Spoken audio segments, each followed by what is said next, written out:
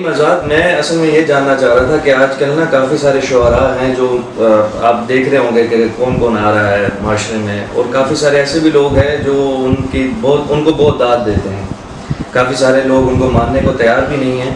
تو مجھے یہ جاننا ہے اور میرے ویورز کو بھی کہ ایک شاعر کو کس طرح سے ہونا چاہیے، مطلب اگر کسی نے شاعر بننا بھی ہے تو ان کو کن چیزوں کا خیال رکھنا چاہیے۔ کچھ لوگ اپنے دماغ کے ایک ایستھیٹک سینس کو لے کر، اپنے آہنگ کو لے کر سمجھتے ہیں کہ وہ شاعر ہو گئے ہیں، بھلے اس کو سمجھیں نہ سمجھیں۔ کیا اس کے لیے استاد کا ایک ہونا ضروری ہے آپ کے اوپر کہ نہیں ہے؟ اس کے بارے میں ذرا بتائیے۔ دیکھیں، شعر کا جو لفظ ہے وہ شعور سے ماخوذ ہے، ٹھیک ہے، یعنی شعر ایک ایسی چیز ہے جو آپ کے شعور کو بیدار ہے۔ لیکن آج آپ دیکھتے ہیں کہ بہت سے شعراء ایسے ہیں جن کے ہاں شعور تو کیا کچھ بھی نہیں، ٹھیک ہے، وہ شاعر کم ہیں اور مداری زیادہ ہے۔ ٹھیک ہو گیا۔ یعنی ان کے آپ دیکھیں اسٹیج پہ جائیں گے، کیمرے کے سامنے آئیں گے تو اداکاروں والی حرکات کریں گے۔ اصل میں یہ جتنے بھی لوگ اس طرح کے ہیں یہ کاپی کرتے ہیں۔ ابھی ڈاکٹر راحت اندوری مرحوم، یعنی وہ کیا شاعر آپ دیکھیں کہ وہ اسٹیج پہ آتا ہے تو اس کی جو شاعری ہے، ایک تو وہ جو سامعین ہیں، چاہے وہ کسی بھی ان کی ذہنی سطح کے وہ لوگ ہیں، ان کو بھی وہ شعر جو ہے وہ ہانٹ کرتا ہے، اس پہ وہ داد دیتے ہیں۔ لیکن اس کے ساتھ ساتھ ان کی شاعری میں ایک تفکر بھی موجود ہے، ان کے ہاں شعور کی اعلیٰ سطح بھی موجود ہے۔ ٹھیک ہو گیا۔ یعنی یا تو اس طرح کے آپ شعر ہیں۔ اب یہ جو لوگ اس طرح کے ہیں جو داد کے بھوکے ہیں، جن کا مسئلہ ہی مشاعرے پڑھنا ہے، مشاعروں سے ان کو پیسے ملتے ہیں۔ اچھا، مزے کی بات ہے کہ میں آپ کو بتاؤں حقیقت کی بات، کہ یہ جو جن لوگوں کی آپ بات کر رہے ہیں کہ یہ لوگ ان کو لوگ داد دیتے ہیں اور واہ کرتے ہیں، اصل میں یہ پوری ایک لابی ہے۔ اچھا، اور یہ لابی جو باہر جا کے مشاعرے پڑھتی ہے، یہ اپنے پیسے خرچ کرتے ہیں، صحیح، اپنی جیب سے ویزا بھرتے ہیں، صحیح ہے، اور ٹکٹ خریدتے ہیں اور وہاں جا کے مشاعرے پڑھتے ہیں۔ مطلب ادب بھی لوبی کا۔ دوسری بات میں آپ کو اس سے بھی اہم بتانا چاہ رہا ہوں۔ اچھا، اور اس سے اہم بات یہ ہے کہ یہ جو باہر کے ملکوں میں جا کے مشاعرے پڑھ کے آتے ہیں، وہ لوگ یہ پیغام دینا چاہتے ہیں کہ دیکھو بھائی، پاکستان میں تو یہ شعر کہا جا رہا ہے، مطلب یہ تو ٹریجڈی ہو گئی۔ یعنی کہ یہ یہاں کے جو جینون لوگ ہیں، جو تخلیق کار ہیں، ان کو سامنے نہیں لائیں گے وہ لوگ۔ صحیح ہے، جو یہاں کے 2 نمبر لوگ ہیں۔ ایک بیڈ فیس دکھانا ادب کے حوالے سے، یہ چیز، یہ تو کام خراب ہو آپ اور کہیں گے وہ جو پیچھے لوگ بیٹھے ہوتے ہیں نا، وہ ہنس رہے ہوتے ہیں ان پر، ان کی شاعری پر، ان کی حرکات پر۔ وہ میں یہ نہیں کہتا کہ ان کے پاس اچھے شعر نہیں ہوتے، جو لوگ یہاں سے جاتے ہیں ان کے پاس اچھے شعر بھی ہیں، لیکن وہ نہیں سنائیں گے۔ کیوں نہیں سنائیں گے؟ کیونکہ اس کا وہاں پہ قاری نہیں ہے۔ جب آپ نے یہ سوچ کے شعر کہنا ہے کہ بھائی جو سامنے بندہ بیٹھا ہوا ہے نا، وہ جب تک واہ واہ نہیں کرے گا تو میری بات نہیں بنے گی۔ ٹھیک ہے، جب آپ اپنے سامعین کو ذہن میں رکھ کے شعر کہیں گے تو مطلب یہ ہے کہ آپ ایک تخلیق کے اعلیٰ درجے سے نیچے آ چکے ہیں۔ شاعر بننے کے لیے کیا کرنا چاہیے؟ دیکھیں، شاعر پہلی بات تو یہ کہ بنا نہیں جاتا۔ ٹھیک ہے، ٹھیک ہو گیا، پہلی بات ٹھیک ہے، اس کے اندر قدرتی آہنگ موجود ہوتا ہے۔ ٹھیک ہے، یعنی آپ کہہ لیں کہ قدرت کی طرف سے ٹھیک ہے، اس کے اندر یہ بات موجود ہوتی ہے، یا تو اس کے اندر ایک آہنگ موجود ہوگا، صحیح ہے، جس پر وہ شعر کہے گا، یا اس کا جھکاؤ، اس کا جو فطری میلان ہے وہ ادب کی طرف، شاعری کی طرف ہوگا۔ ٹھیک ہو گیا، کم از کم یہ ہے کہ اسے پڑھنے کا چسکا ضرور ہوگا۔ صحیح ہے، اور جب وہ کافی مطالعہ کرے گا تو اس کے اندر خود بھی یہ خواہش پیدا ہوگی۔ مطلب مطالعہ ضروری ہے۔ مطالعہ کا یہ فائدہ ہوتا ہے کم از کم کہ آپ یہ دیکھتے ہیں کہ بات کس طریقے سے کہی ہے۔ ٹھیک ہے، یعنی استاد شاعروں نے، اساتذہ نے جب کوئی بات کہنا چاہیے، کوئی خیال پیش کیا ہے تو اس خیال کو کس طریقے سے ادا کیا ہے۔ ٹھیک ہے، یعنی یہ چیزیں آپ کے ذہن میں آتی ہیں۔ استاد ہونا ضروری ہے۔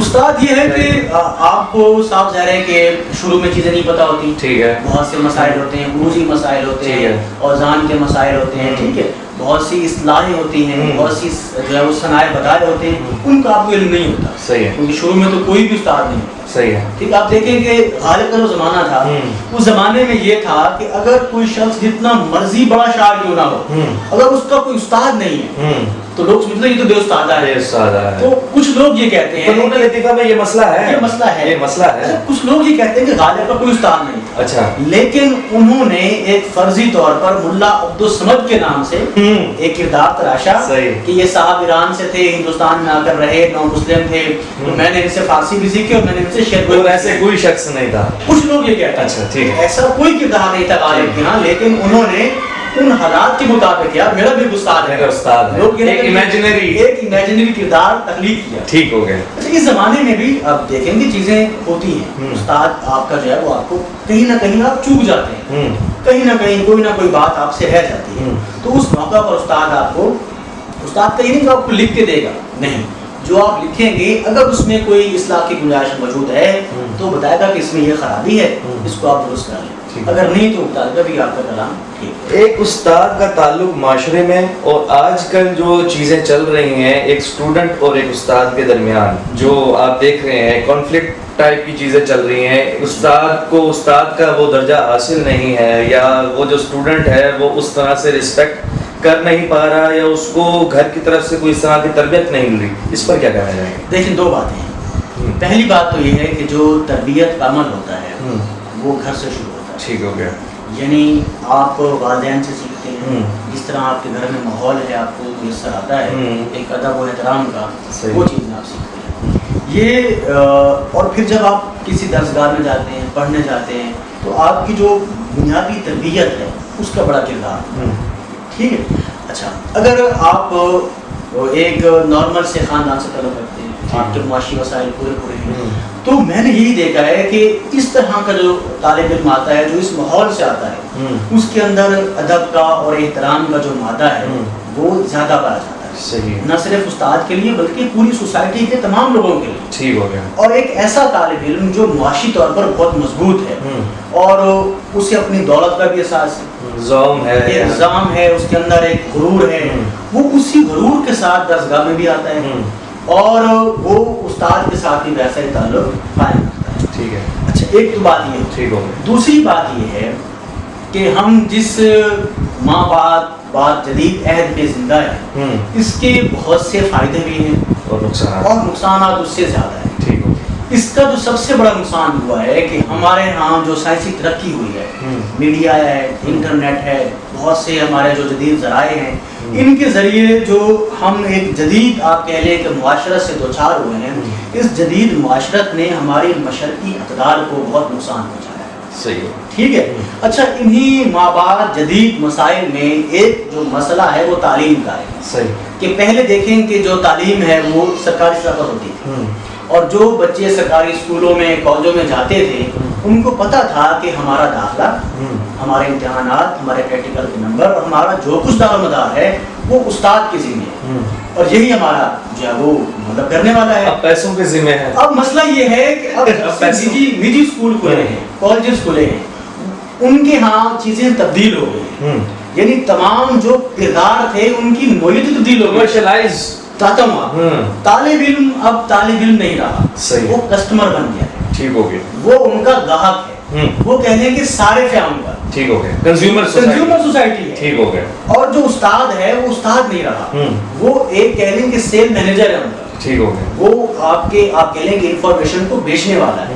اور استاد جو پڑھا رہا ہے اسے پتہ کہ میں نے پڑھانا ہے، اتنے لیکچر پڑھاؤں گا تو مجھے پیسے ملیں گے. اور طالب علم کو بھی یہ بات فیڈ کرا دی گئی ہے کہ آپ جو فیس بھرتے ہیں اسی فیس میں سے آپ کو تنخواہ جاتی ہے. اس وجہ سے وہ غلام ہے. اب آپ جب یہ مینٹلٹی آپ یہ کر دیں گے تو دونوں کی یہاں کنفلکٹ کی صورت پیدا ہو جائے. وہ جو ایک ادب کا رشتہ تھا، جو احترام کا رشتہ تھا، وہ اب ہمارے ہاں. میں آپ کو اپنی زندگی کی مثال دیتا ہوں. جب ہم میٹرک میں تھے تو ہمارے 10ویں کے امتحان ہونے والے تھے. ٹھیک ہے. میں نے ہائی اسکول سے میٹرک کی بغیر سگانا سے، اور میری یہ بڑی خوش قسمتی ہے کہ مجھے پہلی کلاس سے لے کر ایم فل تک اب تک جتنے بھی اساتذہ ملے ہیں میں سمجھتا ہوں کہ یہ سب ان کا کمال ہے. مطلب بہترین استاد مجھے زندگی میں میسر آئے جنہوں نے میری تربیت میں اور میرے تمام چیزوں میں میری بڑی معاونت کی ہے.